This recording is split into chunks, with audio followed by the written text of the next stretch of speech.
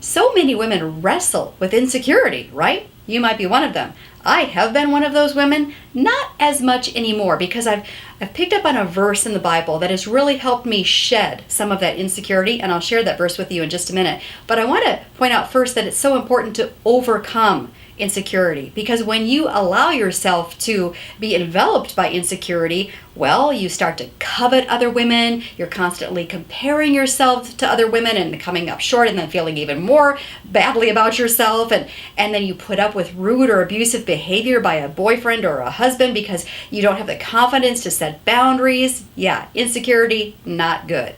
How do we overcome insecurity?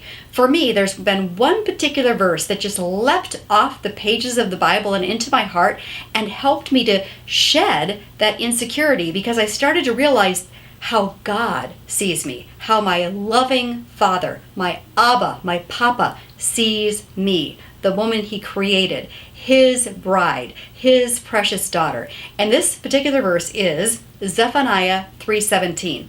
Not a very familiar book of the Bible. It's in the Old Testament, toward the end of the Old Testament, and it's just this little verse, Zephaniah 3:17.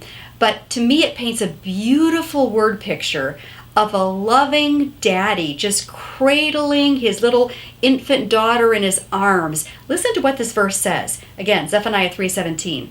The Lord your God is with you. He is mighty to save. He will take great delight in you. He will quiet you with His love. He will rejoice over you with singing. Oh, what a beautiful picture of a loving dad just cooing, over his baby daughter, rejoicing over her, delighting in her, quieting her with His love. That's how your Heavenly Father sees you. And when you just absorb that and receive that, it helps you to become more confident, to realize who you really are, and you start to shed your insecurity.